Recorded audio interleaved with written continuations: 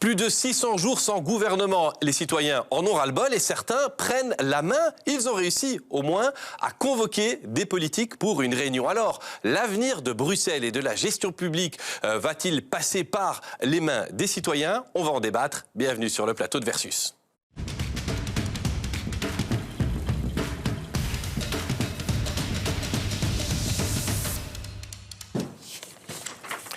Avec 4 invités à la langue bien pendue et aux avis acérés. Fatima Zibou, bonjour.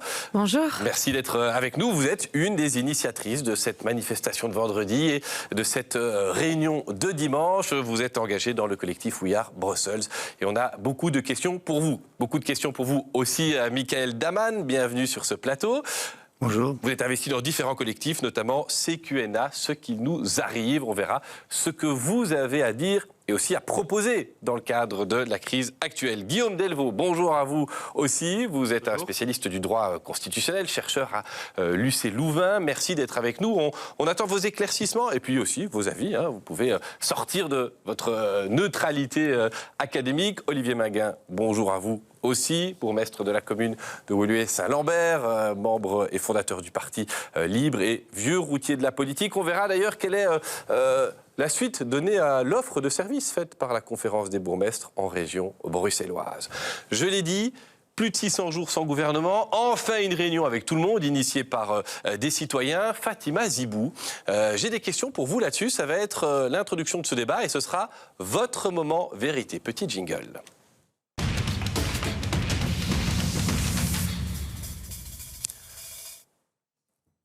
La manifestation sur la bourse, d'abord, Fatima Zibou, c'était combien de personnes? Est-ce que vous avez un chiffre fiable? On sait que ce n'est pas toujours les mêmes selon les organisateurs et la police. Pour vous, c'était combien? Oui, tout à fait. On estime à plus ou moins 1500 et 2000 personnes sur la place de la Bourse. Est-ce que vous êtes fiers de tout ce que vous avez vu, de tout ce que vous avez entendu dans cette foule sur la Bourse? Ou est-ce que ça a aussi charrié son lot de boue antidémocratique, anti-parti, anti-institution? Pas du tout. Je trouve qu'il y avait véritablement une ambiance constructive de Bruxellois qui aiment leur ville et qui ont envie vraiment de contribuer à trouver une solution. Et donc c'était une belle réussite, une belle mobilisation des citoyens et citoyennes de Bruxelles. Est-ce que vous avez eu des difficultés pour réunir cette classe politique dimanche? Quel est l'argument qui a fait mouche finalement? Eh bien, nous avons été agréablement surpris par le fait qu'ils ont tous accepté l'invitation. C'était pour nous un message très positif. D'ailleurs, quand on l'a mentionné à la place de la Bourse, ça a été applaudi par ces milliers de personnes présentes à la Bourse. Donc, c'était aussi un message d'espoir, de renouveau, de souffle citoyen. Et est-ce qu'on a été surpris? On n'avait pas véritablement d'attente, mais on a été agréablement surpris, oui, de leur participation. Vous n'avez pas dû convaincre, vous n'avez pas dû... Non, pas du tout. Poser des arguments, ils ont bien voulu venir. Non, du tout. Ils ont tous... Quelle était l'ambiance alors? Est-ce que c'était vraiment une ambiance constructive? Ce sont des politiques, ils ont l'habitude de se croiser en campagne. Est-ce que vous avez senti qu'ils étaient vraiment dans l'échange? Alors il faut tenir compte du contexte. C'était à une période où plus personne ne se parlait en fait. Il n'y avait plus de nouvel élan pour trouver une solution au gouvernement. Et on a été agréablement surpris par le fait que les discussions étaient sereines, constructives, un dimanche matin dans une bonne ambiance. Et M. Maguin était présent et pourra en témoigner. Il y a une proposition qui est ressortie, on va y venir, celle d'un duo de démineurs. Est-ce qu'il y a d'autres propositions qui n'ont pas été acceptées par certains? Lesquelles et par qui? Non, actuellement, c'était la proposition qui était sur la table et tout le monde a pu donner son avis sur cette formule. À ce stade, vous avez des informations fiables sur une suite à ce duo de démineurs? La balle est dans le camp des politiques et ils sont en train de travailler dessus. Donc vous n'avez pas d'infos sur la concrétisation de cette offre-là? Mais vous savez, dans la négociation, la discrétion est importante, donc les choses sont en cours et on laissera les politiques de revenir très vite. Dernière question dans cet instant vérité, Fatima Zibou. Vous restez mobilisée. Dans combien de jours vous réunissez tout le monde, vous réorganisez une manifestation fin de la semaine, dans un mois, si jamais ça ne bouge pas? Pas dans l'immédiat, on reste mobilisé plus que jamais, mais on suit de très près l'actualité politique pour voir comment rebondir. On n'a pas de boule de cristal et donc on est prêt. Et on est prêt jusqu'en 2029, s'il le faut, à être mobilisé pour Bruxelles. Merci Fatima Zibou. On va vous entendre dans un instant. Mais Monsieur Daman, vous avez suivi cette mobilisation citoyenne, vous y participez avec d'autres. Pourquoi un duo de démineurs, c'est une bonne solution? Est-ce que vous y croyez ou est-ce que vous vous dites que c'est un moyen des politiques d'avoir la paix finalement après avoir répondu à une invitation? J'ai pas participé à la réflexion qui s'est dit il faut le prendre par cet angle-là, mais en fait je salue le fait que tous les partis qui ont été invités sont venus. J'espère que cette piste peut mieux fonctionner. Pourquoi est-ce que vous l'espérez ? Il y a des éléments pour y croire ? Vous vous dites un francophone, un flamand, c'est comme ça que ça marche à Bruxelles ? Qu'est-ce qui vous convainc, vous, comme citoyen engagé là-dedans ? J'espère qu'à un moment, la durée fait un effet, qu'en fait, de se dire que la Belgique, pour la deuxième fois en 15 ans, bat le record mondial de lenteur de composition de gouvernement, qu'à un moment, ça suscite une réaction. Et puis après, il y a, je le répète, le fait que tout le monde s'est prêté à l'exercice. Donc des gens qui, à ma connaissance, n'étaient pas mis dans la même pièce depuis le début, en fait. Olivier Maguin, vous étiez présent à cette réunion. Ambiance constructive. Alors moi, 20 ans de journalisme politique, c'est peut-être la phrase que j'ai le plus souvent entendue. C'était constructif. Ça n'a d'ailleurs pas toujours débouché sur des choses très constructives. Alors quoi ? Au-delà du fait que tout le monde était là, est-ce qu'il y a vraiment une raison de positiver après cette réunion ? Il y avait la nécessité d'interpeller, à mon avis, des responsables politiques, et notamment ceux qui ont été amenés à tenter de négocier. Je ne vais pas porter des jugements sur les causes des échecs, parce que ce n'est pas ça le propos à ce moment.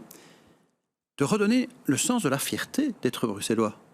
Moi, je crois qu'il y a quelque chose qui s'est évanoui, comme ça, au fil du temps, dans la conscience collective des responsables politiques, qui fait que l'enthousiasme de faire en sorte que cette région vive, se développe, montre ses capacités réelles, montre qu'elle a un appétit d'être excellente, alors que pour le moment, malheureusement, nous sommes évidemment un peu... Recordman de la plus longue période de gouvernement. Redonner cette envie de savoir que cette région doit toujours s'affirmer, parce qu'on sait qu'elle est sur le qui-vive. On n'est pas dans une région... Vous avez l'impression que les politiques qui étaient là voulaient jouer le jeu du compromis ou pas, Olivier Maguin ? Est-ce que vous avez l'impression que vraiment les représentants de partis qui sont venus dimanche avaient envie d'aller de l'avant avec votre expérience, ou bien ils bottaient en touche ? Alors, je crois qu'il y a une prise de conscience qui émerge sur le fait que cette situation, soyons clairs, je crois qu'aujourd'hui on est tous d'accord pour dire que il y a une partie de la législature qui est perdue, bien entendu. C'est une législature qui sera bancale. La solution qui va émerger ne sera pas une solution d'un grand rayonnement pour Bruxelles, mais je crois qu'il y a maintenant la conscience quand même qu'il faut sortir de ce bourbier à bref délai. Un duo de démineurs, c'est une bonne solution ou pas ? Les duos de démineurs, ouais. Oui, c'est une solution qui peut se conjuguer avec d'autres initiatives en parallèle. Ouais, on va voir ce que vous proposez avec la conférence de Brest, mais vous y croyez. Il faut travailler sur plusieurs leviers. Mais à un moment donné, il faut qu'il y ait... La discrétion est peut-être nécessaire. Bon, moi, je crois qu'il faut aussi parfois que les politiques viennent dire plus ouvertement et plus franchement ce qu'ils peuvent et ce qu'ils ne veulent pas faire. Mais, parce que je crois que le citoyen a le droit de savoir, tout simplement, après 600 jours, la partie de cache-cache, stop. Mais fondamentalement, oui, et j'ose espérer qu'il y a encore assez de ressources dans la génération actuelle qui est élus au Parlement régional bruxellois, parce qu'il faut partir des élus. C'est les élus qui sont quand même ceux qui doivent avoir la capacité de gérer. Donc, à eux de montrer qu'ils savent se dépasser. Alors, ça peut être un duo, ça peut être un quatuor même. Je vais un peu plus loin. Oui, parce qu'il est peut-être nécessaire d'avoir des duos du côté francophone comme des duos du côté néerlandophone. Je vais un peu plus loin pour pouvoir travailler en plus grande confiance sur le plan humain. Moi, ce qui me frappe beaucoup, parce que, vous savez, la politique, les relations humaines sont essentielles. C'est que pour beaucoup de ces responsables politiques, la fluidité des relations humaines ne semble plus être acquise. Et donc c'est aussi un problème de relations, vous dites. D'indifférence qui s'est installée au point que parfois certains me disent on ne sait pas où on va. Mais je leur dis attendez, ça c'est quand même un petit problème. Vous devez savoir quand même ce que vous voulez comme affinité. Les Monsieur affinités Delvaux personnelles détermine après ça les conditions du dialogue. Guillaume Delvaux, un binôme, un quatuor, un démineur ou une équipe de foot, de toute façon, d'abord c'est plus ou moins jamais vu à l'échelle des régions bruxelloises, c'est d'ailleurs pas de la région bruxelloise, c'est pas codifié dans notre loi spéciale. Il y a une base de droit, il y a quelque chose à inventer, on peut simplement s'inspirer de ce qui fait au fédéral sans la solennité et le secret du colloque avec le roi ? Alors, que ce soit au fédéral ou au niveau de la région bruxelloise, tous ces postes de formateurs, informateurs des mineurs, ce n'est mis nulle part. Au fédéral, c'est de la coutume. La différence, c'est qu'au fédéral, là, il y a le roi qui est à la manœuvre, qui est le maître des horloges, en fait. C'est surtout ça, son rôle là-dedans, dans la négociation, c'est de mettre des échéances aux politiques. Donc, il nomme des personnes avec différentes missions qui ont une deadline généralement, et puis c'est à la personne d'essayer de remplir au mieux sa mission pour cette deadline-là, avec une attention médiatique qui est portée. Quand l'informateur ou le formateur se rend chez le roi, les journalistes sont devant les grilles, et la personne rend compte au roi, mais au final, elle rend compte à tout le monde au travers des médias et de l'attention qui est portée là-dedans. Et donc, je pense un des grands plus de l'initiative qui est en cours et de la réunion qui a eu lieu dimanche, c'est que ça permet, d'une certaine manière, de pouvoir mettre ce rôle que fait habituellement le roi, qui est justement de jouer le maître des horloges et de dire à un moment, il faut avancer, il faut pouvoir rendre des comptes du processus de négociation, ce qui n'a pas été vraiment le cas jusqu'à présent. Fatima Zibou, vous êtes satisfaite de ce que Olivier Minguin répond de son sentiment de la réunion que vous avez organisée et à laquelle vous avez participé, en tout cas vous étiez présente? Je retiens de M. Minguin quelque chose d'important qu'il vient de dire, c'est d'actionner les différents leviers. En fait, c'est complémentaire. Quand la conférence des bourgmestres tire la sonnette d'alarme, c'est un message qui est très fort. Quand les citoyens disent « ça suffit, on veut une solution », c'est un message qui est très fort. Vraiment, et je pense qu'il faut véritablement aller dans la convergence des différentes alertes qu'il y a pour sauver Bruxelles, parce qu'on estime qu'aujourd'hui, Bruxelles est en danger, et c'est parce qu'on est fiers d'être bruxellois et qu'on aime cette ville qu'il faut qu'on soit tous mobilisés. Alors vous faites un rappel avec Michael Daman à côté sur ces 16 initiatives, 16 engagements citoyens, mais vous n'avez aujourd'hui, ce mercredi, pas de retour encore sur la confirmation d'une initiative politique. Pas du tout, ça vous nous le confirmez. Comme je vous disais, les choses sont en cours. Monsieur Daman, pas non plus? Olivier Minguin, vous, qui êtes dans le secret des partis, ça discute, vous avez des échanges avec, je sais pas moi, Georges-Louis Boucher, Ahmed Laouej, Elke van den Brand là-dessus? Alors, oui, parfois certains me parlent, même si je reconnais que moi je suis un député au Parlement bruxellois. Voilà, un peu plus à la marge, quoique... Bon. Oui, chaque voix pourrait compter. L'initiative de la conférence des bourgmestres, en quoi est-elle intéressante? Donc la conférence des bourgmestres qui propose de prendre la main, de jouer finalement un rôle de démineur. Mais en tout cas, il y a une expérience acquise à la conférence des bourgmestres. Il y a 19 bourgmestres de tendances politiques très diverses qui ont l'expérience de travailler sur des convergences. Alors, on a des différences, bien entendu, mais on a quand même le sens du bien commun, comme on dit. Et ce qu'ont dit les bourgmestres, mais écoutez, ce qu'on est capable de faire entre nous à 19, chaque fois qu'il y a des enjeux essentiels sur l'avenir de Bruxelles, parce que finalement, les bourgmestres se préoccupent de sujets qui ne sont pas strictement communaux, pourquoi est-ce que vous n'êtes pas capable, alors que c'est le miroir de ce qui devrait se faire au niveau régional, de faire la même qualité de relations humaines. Et quand je dis qu'il faut peut-être que... Alors, je prends évidemment des représentants de partis qui sont plus établis encore, peut-être qu'un bourgmestre comme celui de la ville de Bruxelles, avec un bourgmestre d'une commune à sensibilité MR, par exemple, ils ont quand même formé ensemble des majorités dans certaines communes. Ça semble pas être impossible. Donc, est-ce qu'il n'y a pas là, quand je parlais des quatuors, peut-être du côté francophone, du côté néerlandophone, il y a peut-être des bourgmestres qui pourraient venir en soutien, ne serait-ce que pour amorcer, pour rebaliser l'espace de la négociation. Vous ne pensez pas que c'est un blocage stratégique au niveau des partis et que bourgmestre tout aussi puissant qu'il soit, il sera à un moment donné sous la coupe de son président? Je crois que fondamentalement, et c'est là que les bourgmestres peuvent s'exprimer avec plus de franchise et plus de netteté peut-être, ceux qui jouent la stratégie du pourrissement des institutions bruxelloises sont en train de préparer un sort à Bruxelles dont ils ne mesurent pas l'ampleur et les conséquences néfastes pour la population bruxelloise d'abord et pour l'existence de la région elle-même également. Guillaume Delvaux, la crise actuelle à Bruxelles, c'est une crise politique ou c'est une crise institutionnelle? C'est un problème avant tout dans le fonctionnement, dans le rapport entre nos partis, ou c'est un problème dans le fonctionnement de nos institutions, selon vous? Écoutez, depuis la création de la région bruxelloise, c'est des institutions compliquées. Le statut de Bruxelles a toujours été assez précaire, avec, au final, les règles liées à la formation du gouvernement, du Parlement, des élections de Bruxelles, mais même les communautés, les commissions communautaires. Tout ce système institutionnel est extrêmement compliqué. Un financement bruxellois qu'on peut considérer pas toujours à la hauteur de ce qu'il faut dépenser à Bruxelles. Mais ce qu'il y a eu, c'est que depuis 1989, il y avait quand même la conscience de cette précarité de Bruxelles, de cette cette volonté de vouloir faire avancer ce projet bruxellois chez les politiques qu'on avait. Et ça a donné place à des majorités gouvernementales, des coalitions qui ne sont pas naturelles à première vue. Gouvernement Piquet 1 et Piquet 2, on retrouve le FDF et la Vox Unie. On ne peut pas dire que... Olivier Minguin vous dirait que ce serait très bien avec le FDF. Ah non, mais j'ai vécu la négociation de 89, la mise en place de la majorité.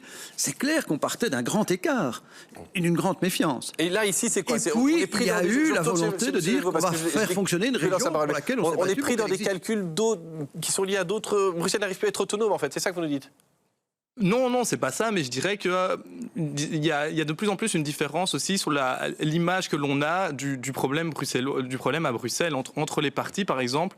Visiblement, que ce soit sur le risque institutionnel, que ce soit sur la situation budgétaire, sur les problèmes à Bruxelles, il n'y a plus un consensus sur l'image du problème, des différents problèmes qu'il y a actuellement à Bruxelles. Et donc c'est ça qui vient compliquer.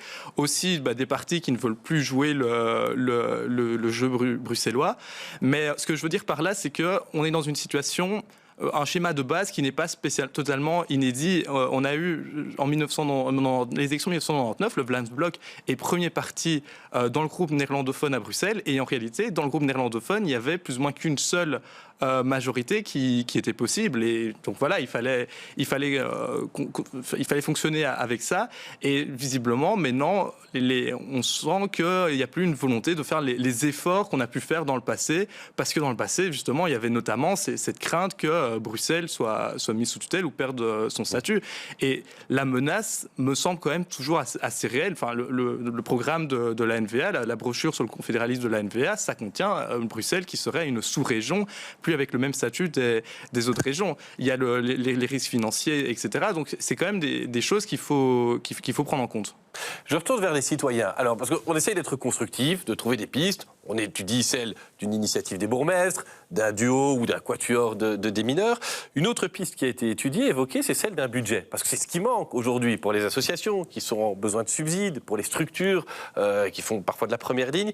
Monsieur Daman, dans les collectifs citoyens, parce que vous êtes... j'en ai cité là, mais vous êtes dans plusieurs collectifs. Est-ce que cette idée, elle pourrait passer? Il y a notamment des gens de l'associatif qui réclament leur subvention, leur oxygène, leur carburant pour pouvoir travailler. Est-ce que l'idée d'un gouvernement qui travaillerait, ou simplement d'un budget qui serait négocié hors gouvernement, ça, c'est quelque chose auquel les collectifs citoyens peuvent adhérer, ou ils veulent un gouvernement, une majorité avec les gagnants des élections? Alors ici, ça dépend de qui on parle, mais grosso modo, j'essaye de fréquenter plusieurs mouvements pour que les initiatives deviennent complémentaires.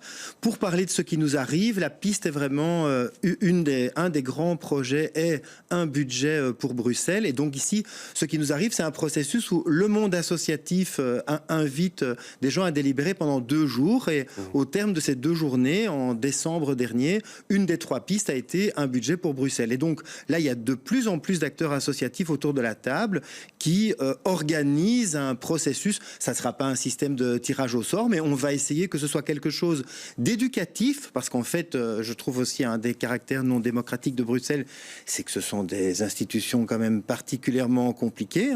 Donc là, un budget populaire, parce que le processus va être fait de telle manière à ce que tout le monde pourra essayer de donner ses pistes, de déposer ses besoins, et des acteurs plus structurels du monde académique nous aident, etc. Une chose intéressante, je trouve, dans cette démarche, et peut-être, voilà, moi je suis un observateur politique aguerri depuis 5-6 ans parce que j'étais impliqué dans Agora Bruxelles autrefois, mais je ne suis pas encore un spécialiste. Ce qui me semble intéressant dans la piste qu'on creuse avec ce qui nous arrive, c'est qu'on part des besoins des gens. Et un peu de la même manière, j'ai aussi l'impression que les réalités communales, si c'est plus simple, c'est aussi que quels que soient les partis, les élus des communes sont plus proches des réalités territoriales plutôt que alors que plus on monte dans les étages, plus c'est idéologique et plus il y a des exclusifs sur des lignes plutôt que sur des projets. Fatima Zibou, l'idée d'un budget qui serait négocié hors gouvernement, soit de manière transpartisane, soit pourquoi pas directement par des citoyens, soit au sein du Parlement. Sur le fond, vous pourriez y adhérer ou, comme quand même fine observatrice de la politique et docteur que vous êtes, est-ce que vous dites attention, c'est pas si simple que ça? Oui, c'est pas si simple que ça, mais j'ai assisté aux réunions que mentionne Michael. Je trouve ça vraiment impressionnant de voir la façon dont, dans ce cas-ci, le secteur non marchand se mobilise pour véritablement inviter des spécialistes comprendre la complexité budgétaire de cette région et s'impliquer. Donc en termes de démarche de citoyennisation, d'implication sur Bruxelles, de se dire que nous avons aussi un mot à dire, c'est intéressant parce que ça veut dire quoi? Ça veut dire qu'aujourd'hui, les citoyens, eh bien, on se contente plus simplement de leur demander leur avis une fois tous les 5 ans, mais ils participent à la réflexion de la ville. Donc il y a une vertu pédagogique, mais une vertu aussi où ils sont orientés solutions, qui est, je trouve, fascinant. Et c'est la raison aussi pour laquelle nous avons lancé l'idée d'un B1000, une assemblée citoyenne, pour réunir des citoyens sur l'avenir de leur ville. Et là-dessus, j'ai des questions précises. Mais pourquoi je voulais parler du budget? C'est parce qu'au Parlement bruxellois, il y a eu des initiatives. On a fait des commissions délibératives mixtes. Il y en a eu 6 au total, sur des questions parfois très techniques, comme le déploiement de la 5G, sur la gestion du bruit en ville, sur la biodiversité. Et il y a évidemment des chercheurs académiques qui se sont penchés là-dessus et qui ont été interrogés les politiques pour un peu gratter et voir ce qu'ils en pensent, voir si les politiques sont prêts à jouer le jeu. Alors il y a une infographie qui a été réalisée au sein que je vous propose ici par le Civipol. Ils ont évalué les commissions délibératives mixtes auprès des députés francophones bruxellois. 48,5%. 16 seulement réponses positives, tous n'ont pas encore répondu. Et un peu plus d'évaluation négative. 17 réponses et 51,5% d'évaluation négative, donc pour ces commissions délibératives avec des citoyens et des politiques. Olivier Minguin, est-ce que les politiques sont vraiment prêts à partager le pouvoir? Est-ce que ce n'est pas cette statistique qui est partielle? L'étude est encore en cours. La preuve que quand on fait de la politique, on se dit maintenant c'est moi, j'y suis, oui. J'y reste quoi. Bon, le penchant naturel des politiques n'est certainement pas de partager, ça c'est vrai. Mais nécessité fait loi. Et je crois que nécessité fait loi. Et quand on revient à l'idée de délibérer d'un budget, parce que je crois que c'est vraiment l'acte maintenant qui est nécessaire et indispensable, il faut qu'il y ait un budget de plein exercice, indépendamment même de ce que pourrait être la majorité gouvernementale, il faut un budget de plein exercice. Je crois que ouvrir ce débat au Parlement, en présence de représentants de la société, alors on peut déterminer la manière de choisir les représentants de la société. Mais il y a des mouvements organisés. Pour les commissions délibératives, ils étaient tirés au sort. Mais il y a aussi des mouvements organisés. Je crois qu'il faut avoir des formules mixtes entre des mouvements structurés qui ont quand même une expertise aussi dans leur domaine d'action et à côté des citoyens qui s'intéressent à la chose publique et qui ont envie de pouvoir s'exprimer. Mais je crois qu'avoir un vrai débat sur le budget, indépendamment aujourd'hui de savoir qui va être à la table d'une négociation gouvernementale, est une question de transparence. Parce que moi, je ne peux pas entendre qu'on a été parfois très loin dans les esquisses budgétaires dans certains types de configurations de négociation, puisqu'il y a quand même eu des rencontres entre certains partis, mais on n'en sait strictement rien, mais très peu. Je vais jouer le vilain policier, Olivier Minguin, mais est-ce que n'importe quel citoyen tiré au sort peut comprendre, élaborer un budget? Oui, un travail pédagogique, oui. Ça prend du temps, mais c'est une nécessité de démocratie. Oui, alors je vous donne un exemple concret, de nouveau, qui est parfait à 2 égards par rapport au fait qu'on sous-exploite ces innovations démocratiques. Donc j'ai ici le rapport du panel citoyen sur le financement des partis politiques, donc quelque chose d'aussi compliqué que le financement des partis politiques. Là-dessus, il ressort 34 recommandations. Vous montrez ça aux experts du domaine, ils vous disent c'est nuancé, c'est pertinent, c'est difficile à classer sur un axe gauche-droite, c'est à la mesure de la situation. Et voilà, donc 6 jours de délibération, pas 600, étalés sur 6 mois, mais voilà. Donc à mon avis, bien encadré, oui, les citoyens tirés au sort savent traiter n'importe quel sujet. Monsieur Delvaux, il y a d'autres pistes qui sont, au moins, qui méritent d'être explorées. Celle d'un gouvernement, avec ou sans accord de majorité, c'est des choses qui sont crédibles pour l'académique que vous êtes, pour le spécialiste du droit public que vous êtes? Alors, la théorie classique, je vous répondrai en temps normal si on n'avait pas 600 jours de crise, c'est que le gouvernement à Bruxelles, c'est une double majorité qui fait un accord de coalition autour d'un projet qui fonctionne après comme un régime parlementaire avec une unicité entre l'exécutif et entre l'exécutif et la majorité au Parlement. Visiblement, trouver un accord avec une double majorité sur des décisions, des mesures à prendre et une envie de gouverner ensemble avec de la solidarité gouvernementale entre partis d'une double majorité, on n'y arrive pas et ça semble rester assez compliqué. Donc une option qu'on pourrait faire sinon, mais qui n'a jamais été vraiment faite en Belgique, mais qui pourrait être un peu inspirée de ce qui se fait en Suisse, même si c'est une culture politique totalement différente et que c'est à mes yeux une option beaucoup moins souhaitable qu'un gouvernement classique, mais bon, préférable aux affaires courantes, ce serait d'arriver à une sorte de consensus à minima sur des personnes qui ne doivent pas être spécialement des experts, qui peuvent être issus des partis, mais des personnes qui font consensus et qui ferait un peu une sorte de relais, de courroie de transmission entre l'administration et le Parlement. Un gouvernement d'union régionale ou un gouvernement de techniciens, c'est pas la même chose. Ce qui est différent là-dedans, non, surtout, c'est que ce seraient des personnes qui ne seraient pas dans le gouvernement pour représenter un parti, les intérêts d'un parti. Ce serait la définition en fait, première de l'exécutif. Un gouvernement qui exécute ce que le Parlement décide, mais comme il n'y a pas une majorité définie, précise de partis au Parlement, ça pourrait donner, en fonction des textes, différentes majorités qui se créent pour faire soit des ordonnances, soit des résolutions pour après donner des instructions, on va dire, au gouvernement, mais un gouvernement qui fonctionnerait pas avec des gros cabinets. Ce serait surtout un gouvernement assez réduit, mais qui permettrait au moins à l'administration de se remettre en route, parce que l'administration, on a quand même l'administration bruxelloise, une administration très importante, mais aussi avec plein de forces vives et des projets qui sait avancer. Et si on regarde d'ailleurs sur les législatures précédentes, il y a beaucoup de projets d'ordonnances qui sont élaborés par l'administration et qui généralement sont votés au Parlement avec une large majorité. Donc comment on pourrait remettre cette machine-là en route et puis surtout donner pleinement le pouvoir au Parlement après, selon des majorités qui pourraient se dessiner, d'avancer. Et ça pourrait se faire pour l'académie que vous êtes. D'abord, légalement, ça pourrait passer. Et vous y croyez dans le fonctionnement d'une institution en prenant, par exemple, la Suisse oui, mais attention, la Suisse, quand même, c'est quand même un modèle, c'est quand même un système différent. C'est une autre coutume politique. Mais l'idée en Suisse, c'est que l'exécutif, c'est surtout les administrations qui fonctionnent et que le gouvernement en lui-même, c'est un gouvernement très faible. Les ministres en eux-mêmes, en Suisse, n'ont pas tellement de pouvoir. Ils servent plutôt, comme je disais, de courroie de transmission entre l'administration et le Parlement. Monsieur Daman. Oui, j'avais envie de dire quel bol d'air ce serait, parce qu'en fait, ce qu'on constate un petit peu partout en Europe et de manière très très interpellante aux États-Unis, c'est un processus où l'exécutif prend toute la place. Mais l'exécutif, c'est l'organe le moins transparent. On ne sait pas ce qui s'y passe.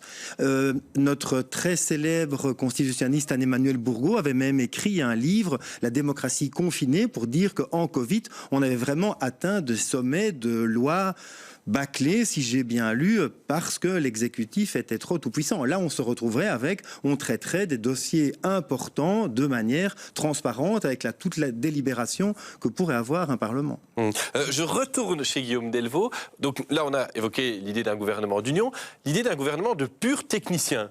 Un gouvernement, entre guillemets, non politique. Est-ce que ça pourrait fonctionner? Est-ce que c'est quelque chose qui mérite d'être étudié? Ou ça se limiterait à quelle frontière? Et puis après, l'avis d'Olivier Minguin là-dessus, l'avis politique. Mais d'abord de l'académique, un gouvernement technicien. Un gouvernement technicien, c'est qu'on a connu plusieurs gouvernements techniciens en Europe, surtout après les années 2010, quand il y a la crise économique, notamment l'exemple célèbre, c'est en Italie, le gouvernement Monti.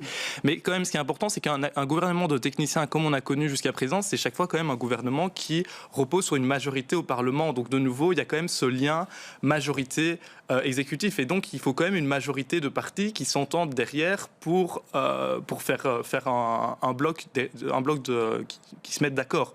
Et donc, on pourrait vite retomber dans les travers qu'on a actuellement à Bruxelles, puisqu'on retomberait toujours dans cette condition qu'il faut une double majorité de partis qui doivent s'entendre sur un projet commun, même si ce projet, il est exécuté, il est dirigé par des techniciens qui seraient plus ou moins politiquement neutres. Ça, c'est... Oui, parce que ça, c'est aussi quelque chose, et on le sait, que tout fonctionnaire en Belgique, et singulièrement à Bruxelles, sera à un moment donné étiqueté, si pas parce qu'il a travaillé dans tel cabinet, parce que son épouse, son copain, son voisin a été candidat aux élections. On a un peu trop politisé tout à Bruxelles, Olivier Minguin, pour pouvoir aujourd'hui trouver des solutions différentes qu'entre partis?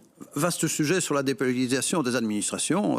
Il y aurait beaucoup à en dire, et notamment sur les processus de promotion aux plus hautes fonctions. Je crois qu'il y a encore beaucoup de choses qui doivent être améliorées pour détacher la haute fonction publique de toute influence partisane. Mais plus fondamentalement, moi, en ce qui concerne le fonctionnement à venir de la région bruxelloise pour le temps de cette législature, je crois que nous n'aurons pas aisément, et je crois que ça s'éloigne, la double majorité dans chaque groupe linguistique. Je ne crois pas qu'on aura cette possibilité de l'avoir. Donc pas de possibilité de renouveler si, on peut renouveler partiellement. Enfin, moi, j'ai sur ce plan peut-être des avis différents d'autres, mais je crois qu'on pourrait renouveler quand même la partie francophone, peut-être plus aisément que la partie néerlandophone, mais à évaluer. Donc, dans la composition du Conseil des ministres. 2, Oui, il y aura des majorités à la carte selon les projets d'ordonnance, donc les lois régionales. Il n'y aura peut-être pas toujours la même majorité, mais c'est pas interdit d'avoir des majorités variables selon les projets.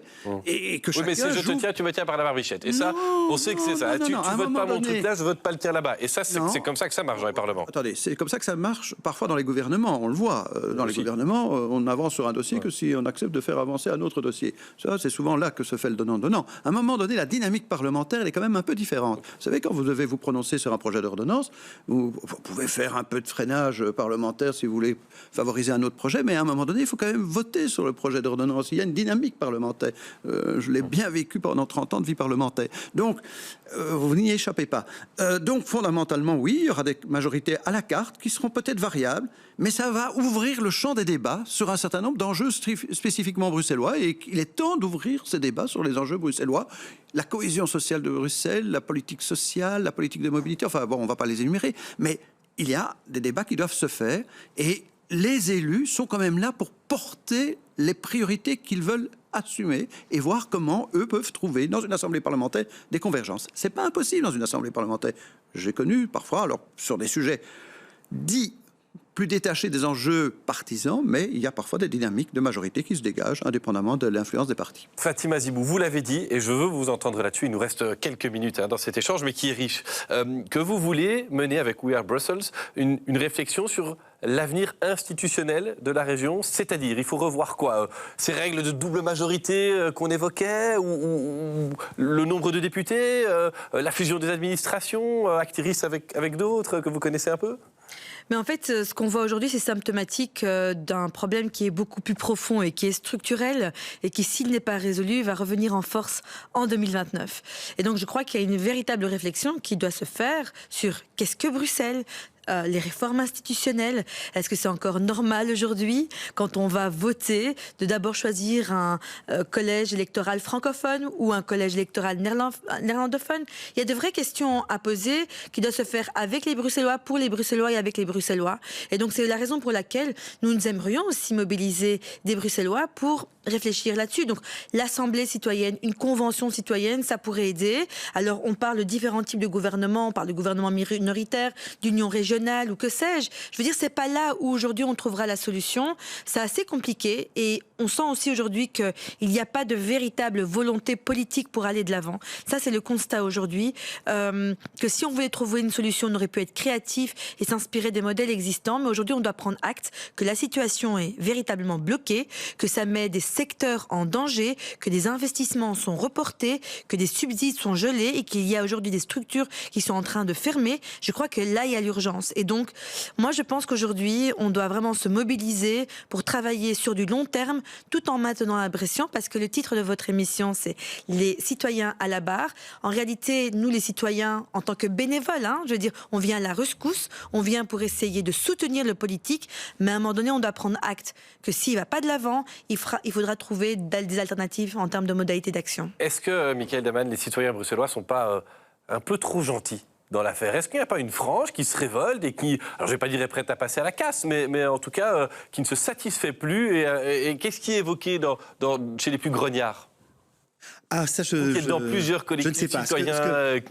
Vous n'avez qu'avec des constructifs. Je m'étais attendu, par exemple, à une question, donc on peut se dire, après tout ce temps, que 1500 personnes. Je m'étais préparé à répondre que, en fait, j'ai croisé quand même pas mal de gens depuis vendredi qui ne sont pas venus. Je n'ai croisé quasiment personne qui n'était pas très, très en colère sur la classe politique en général.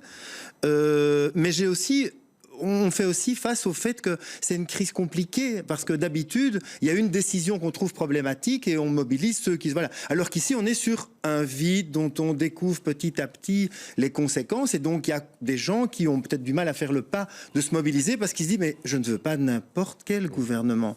Et donc ça, c'est peut-être une chose que j'avais envie de dire sans préempter ce que serait la volonté des citoyens d'un B1000. C'est la première chose qu'on doit trouver, c'est comment est-ce qu'on fait pour que ça n'arrive plus jamais. Là, ici, on a pas mal voté en 2029. Ça peut continuer si on ne change pas quelque chose au système. Guillaume Delvaux, on a eu quelques réformes de l'État en Belgique. On n'est jamais parti de demandes citoyennes, mais il y a eu des manifestations qui ont provoqué des changements. Mais dans le processus, dans le fonctionnement, c'est ce que vous, les juristes, vous appelez des des impensés, je pense, c'est ça, la participation citoyenne dans le processus de décision d'une réforme des institutions, par exemple, bruxelloises? De manière générale, d'un point de vue constitutionnel, on va dire, le pouvoir vraiment de décider, ça reste au Parlement. C'est ce qui est prévu dans la Constitution. Oui. Néanmoins, avec cette contrainte-là, on a créé différents dispositifs comme les commissions délibératives à Bruxelles. Mais il ne faut pas penser que ce qui se passe au Parlement, au final, la participation citoyenne, et on le voit bien ici, c'est en dehors également des portes du Parlement. Et le rôle là, c'est ce qui est fait de ces initiatives citoyennes, c'est de proposer des idées, de venir avec des résolutions, des propositions. Mais alors après, c'est au politique de faire son rôle. Et le rôle du politique, puisque c'est quand même lui qui a c'est la Constitution qui le dit, c'est lui qui a le pouvoir de décision finale, mais c'est à minima d'écouter, mais de s'emparer de ce qui provient de ces initiatives citoyennes. Et dans le cadre de réforme de l'État, à Bruxelles, dans les années entre 2005 et 2010, on a quand même eu pas mal de mouvements citoyens sur l'institutionnel, les États généraux, ce qu'on a appelé le La Magna. Et bien, parmi certaines propositions qui ont été émises, il y en a quelques-unes qui ont été reprises dans la sixième réforme de l'État. Dans les débats, notamment sur le refinancement de Bruxelles, il y avait certaines idées qui venaient, notamment, qui avaient émergé lors de ces initiatives citoyennes. Donc, ce n'est pas sans intérêt, même dans l'institutionnel. Alors, on verra si on peut encore mettre en avant des initiatives citoyennes. On va conclure cette émission. Jingle pour votre conclusion à chacun.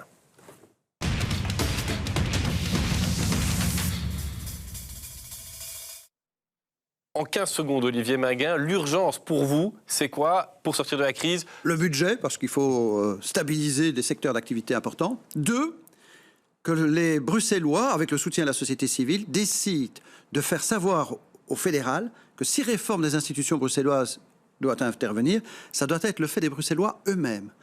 Pas question de dépendre des majorités au fédéral. Il faut qu'on gagne en autonomie de décision pour réformer nos institutions. Il faut que ça soit décidé par les Bruxellois, pour les Bruxellois, avec les Bruxellois. Guillaume Delvaux, quelle est l'urgence pour l'académique que vous êtes? Il faut sauver les institutions bruxelloises? De manière générale, en fait, c'est donner des perspectives. À plus court terme, par exemple, donner des perspectives aux associations qui actuellement en manquent vu l'absence de budget. À plus long terme, des perspectives, que ce soit pour l'institutionnel, mais même tous les défis qu'il y a à Bruxelles.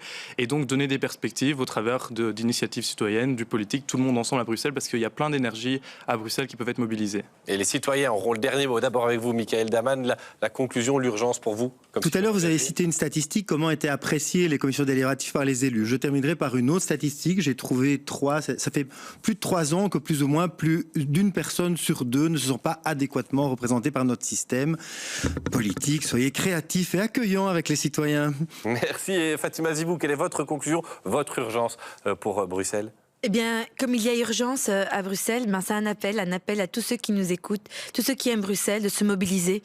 Au lieu de simplement critiquer, de pointer du doigt vers les responsabilités politiques, de vous engager, de rejoindre les mouvements Respect Bruxelles, We Are Bruxelles, ce qui nous arrive, pour ensemble, parce que Bruxelles mérite mieux. Engagez-vous, qu'elle disait. Ce sera le mot de la fin. Merci d'avoir choisi BX. On se retrouvera la semaine prochaine, un nouveau débat et de nouveau beaucoup de questions.